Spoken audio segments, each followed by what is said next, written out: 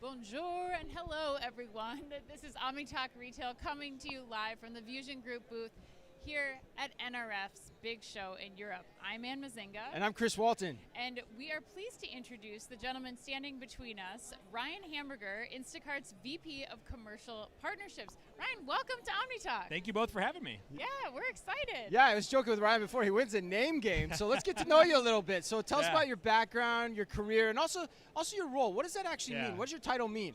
Well, one, thank you both for having me. And yeah, with the last name Hamburger, it's kind of maybe fitting that I'm in grocery, if you will. Yeah. But in my role as VP of Commercial Partnerships here at Instacart, think of it as overseeing all of our partnerships, both retail and non-retail within our ecosystem. So I've been with the company now just over 10 years, manage all of our retail partnerships in North America, but also responsible for our sales team that's out there looking to sign new retailers, as well as all of the great partners that make our ecosystem work. All right, well, let's start off a little high level, Ryan. What trends are you seeing in consumer behavior that are kind of driving the direction for your retail partnerships right now? Yeah, I love the question. I mean, I think there's a couple of things that come to mind. You'll hear us use the word affordability quite a bit, right? Pricing is top of mind for folks, and as you think about, grocery delivery, it's usually viewed as a premium service, right? And so our view is, how do we play that role in the ecosystem so we can bring what you want, how you want it, in a way that's affordable to the consumer? That kind of comes to life in a few ways. One, working closely with our retail partners to make sure we have the right level of pricing and loyalty integrations and things of that nature that allow consumers to go find the value they're looking for. But also, how do we as a platform make it affordable for our customers, right? And you might want something in an hour, you might want something tomorrow. And how do we use our fulfillment magic, if you will, to say if you want something later or if you want it at a different time, we can actually offer you a lower delivery price, for example, or bulk it together with other deliveries that you might want. So we're always trying to innovate in the space to understand how do we bring value to life for our customer, because it doesn't always have to mean lowest price. Right. You just need to be getting good value for what you're paying for. Well, Ryan, maybe a little bit deeper there too. And how does that transpire then? How are you messaging that to like the retail partners that you're working with to determine kind of how you set up that sliding scale? How are you messaging that to customers and to potential customers? Yeah, it's great. So I think it starts with insights, right? So talking to our retailers and really sharing the data that we're seeing. Retailers who are priced at same as in-store pricing on our platform are growing 10% faster than retailers who mark up as a starting point, right? And so really helping them understand why affordability and why value is so important. I think then it also, how do you bring that to life in the actual product experience, right? When you land on Instacart, you need to understand not just what retailers are you looking for, but where can you find the value that you're searching for? That could be circulars brought to life. It could be, even just small things like badging in the experience to help the consumer understand the value they're getting, so they understand what their options are. Right.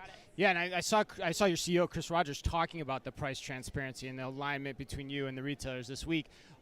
So I double click into what you just said. Then, are there new partnership business models that you're thinking about, or like how are you thinking about this all evolving?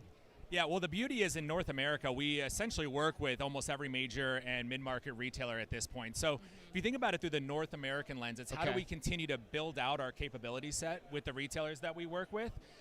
You'll hear us use like enterprise retailer enablement quite a bit. So think of that as like our Storefront Pro technology, where we power the entire front end all the way through to fulfillment. Sprouts is a great example of that, right? They use our technology to power their entire e-commerce. Okay. But then, we are in Paris, so I think it's worth noting we are here for a reason, and I think we remain equally excited about our international expansion efforts. So we are actively talking with retailers of all sizes across the European landscape. We've had Caper live in Europe now for just over a year with Aldi. We just announced our Morrison's pilot, so we're super jazzed about that. Yeah. So we think we see Europe as almost the next frontier for our expansion. So you're not here for the escargot? Well, maybe tonight. A little bit? Okay. Yes. All right. Well, Ryan, as you are coming into the European market, and even as you're starting to talk to the few remaining retailers you're not already working with in the U.S., how do you kind of say that Instacart differentiates itself in the market from some of the other competitors that are also being offered to those retailers? Yeah, I think it's a fewfold. I mean, one, as I mentioned, I've been here 10 years. We play the long game. So it's not about buy everything from us today. It's about how can we work with you and over the years continue to be your enablement partner along your e-commerce journey. And I think that takes its kind of makes it real, whether it's Marketplace, whether it's Storefront Pro, Caper Carts, we have pricing technology, and it's not an all fits one. It's how do we modularize it? I think the other piece is we're not a retailer. We never want to be a retailer. We don't own inventory. That is what our retailers do best. We want to be the enablement for them so that when they're trying to reach their consumer, our tools enable that in a more effective way. Got it. So how do you, with all those different things that you do at Instacart, how do you measure the success of the partnership across each of the platforms? Do you measure the success the same way across all those things you just mentioned, or is it to get different or varied? How do you think about that? Yeah, it's. I wish there was an easy answer. I would say it's probably a bit different. And again, it comes down to first, how do we set the right strategy with our retailers, right? What are they trying to achieve? It could be engagement. It could be just penetration of their e-commerce market. It could be growing loyalty. And so I think we first have to anchor in what are the right North Star metrics for each partnership. Stating the obvious, sales is king, right? Everyone wants to drive sales, and so that's a key piece of what we do. But it's not just about a dollar in, a dollar out. It's, okay, let's look at things like Net Promoter Score. Sure. How does our Net Promoter Score compare with other things that they're doing? And so, mid-60s for us is where we typically land, which is, as you probably know, for retail, quite strong. Caper's north of 70 from an NPS standpoint. So there's always the sales metrics, but you have to look at customer engagement. Are they enjoying the experience? Is it actually resonating with them? Because that's what's going to be sticky for them long term. Ryan, is there any particular metric that bubbles to the top overall for the industry that you're working with? Like, what Anna always hear is, Instacart's a great customer acquisition tool to get you new customers that you probably otherwise wouldn't have shopping at your store. Are there metrics that bubble to the top consistently? Yeah, I would say twofold. So on the marketplace side, I think what you're getting at is incrementality, as we call it, and that has to be a key factor. We're north of 70, 75% incremental for our retailers. When you're coming, I didn't know it was that much. Yeah, when you're coming through the marketplace. Now, that's key because, of course, this isn't a share shift game. We have to be growing the pie with our retailers, and that's what we view the marketplace's role as. How do we grow that pie for the customer? How do we grow share of wallet? When you look at the owned and operated side of it, when Storefront Pro, other technologies, it's a little bit more of engagement and penetration because we know omni-channel shoppers are much stickier to their retailer, right? And so it's not about changing your behavior from in-store to digital. It's how do we create the right ecosystem so that if you want to shop a retailer, you can shop them however you want. You're not making a choice of which retailer. With that retailer. Yeah. Exactly. Okay. Well, Ryan, let's close out. I'm curious, especially with all your experience at Instacart, working with such a large plethora of retailers, where do you see the retail landscape evolving within the grocery space kind of in the next 3 to 5 years? What are things that you're putting bets on? We've made it at least 10 minutes without mentioning AI, so I feel like we we did, didn't we? It's pretty impressive. That's crazy. AI, it's funny. It's obviously the buzzword these days. We've been leveraging AI and machine learning for years at this point, but I do think that's one of the big game changers coming, right? You think about an agentic world where you now have voice and other things that could be doing things on your behalf.